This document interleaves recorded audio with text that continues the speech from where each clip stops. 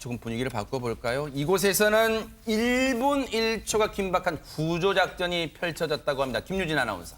네, 그제 오후 제주 서귀포시 인근 해상에서 누군가 표류하고 있다는 해경 신고가 접수가 됐는데요. 당시 너울성 파도가 심한 상황이라서 구조에 헬기까지 동원이 돼야 하는 상황이었다고 합니다. 영상으로 만나보시죠. 바다 한가운데 보트가 뒤집혀 있습니다. 아이고.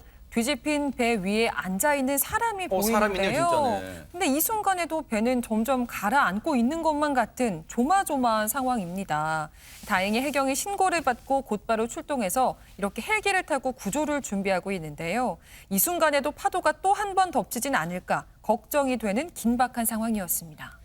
아니 진짜 저 파도에 배가 뒤집힌다? 눈앞이 캄캄해졌을 것 같은데 얼마나 무서웠을까요? 저 구조를 기다리시는 분은요. 박성배 변호사님. 당시 전복된 1톤급 레저 보트에는 60대 선원 한 명만 타고 있었습니다. 혼자 낚시를 마치고 폭우로 돌아오던 길에 예기치 못한 사고를 당하게 된 것인데 다시 날씨가 상당히 좋았음에도 불구하고 너울성 파도로 배가 완전히 뒤집어지고 말게 됐습니다. 세상에. 저렇게 너울성 파도에 정말 배가 속수무책으로 뒤집히고 말았어요. 그런데 조민영 교수님, 구조대가 올 때까지 일단 뒤집힌 배 위에 올라가 있던 저분은 정말로 1분이 1시간 같다 그런 생각도 들었을 것 같습니다. 예, 그렇습니다. 우리가 바닷물에서 어떤 바닷물에 빠져가지고 구조를 기다리고 있을 때 저희가 영도를 기준으로 했을 때 15분 정도가 지나면 사망에 이른다고 보고가 되고 있습니다.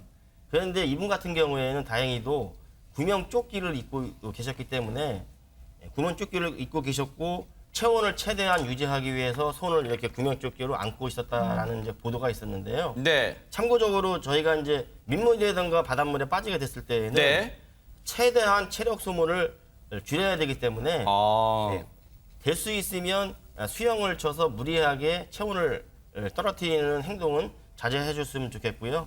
두 다리를 꼬고 옹크린 자세로다가 최대한 체온을 유지하는 것이 좋을 것이라고 생각을 합니다. 다행히도 표류하는 선원은 당시에 이제 헬기로 올려 무사히 구조가 될 수 있었고요. 전봇대 보트는 크레인으로 포구에 인양했다고 합니다. 네. 당시에 구조에 나섰던 이 구조대도 항공단도 1분 1초 촌각을 다퉜을 것 같은데요. 얘기 들어보시고 이어가 보도록 하겠습니다.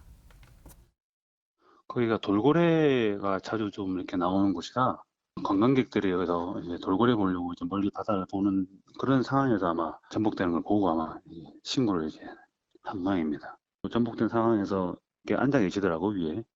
다행히도 이제 조끼를 입고 계시니까 본인이 직접 나가보려고 했는데 그래 멀지가 않아서 조끼 같은 거 입으면 이제 거의 저항 때문에 수영이 어렵거든요.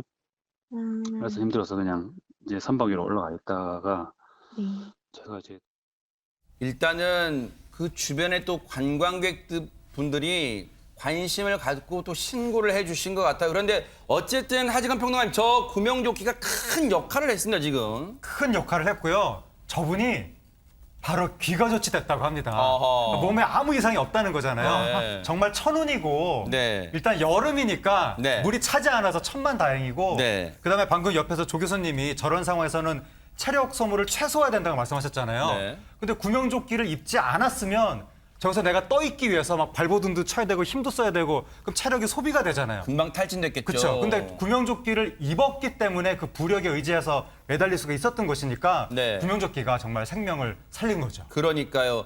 바다에서는 우리 늘 뉴스파이터 사건 사고 보면서 사고 소식 보면서 그런 생각합니다만 특히 바다에서는요 한순간도 방심해서는 안 될 것 같다 이런 생각 드는데 이런 당부의 말씀도 전해 오셨습니다. 한번 들어보시고 이어가 보도록 하겠습니다.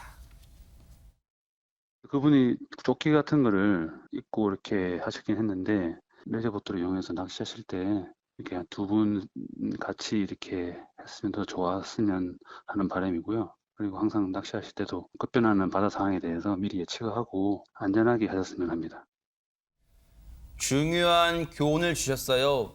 작업을 할 때나 레저를 즐길 때나 뭐든지 최소한 2인 1조, 둘이서는 같이 해야지 위급한 상황에서 도움을 줄 수 있고 도움을 받을 수 있다는 말씀을 주셨습니다. 지금이야 이제 사고가 지난 다음이니까 아마 차분하게 인터뷰를 해주셨지만 저 때는 정말 긴박하게 구조에 나셨을 것 같아요. 제주지방 해양경찰청 항공단의 김재훈 경장님과 그 동료분들 저희가 정말로 감사의 박수를 보내드리겠습니다.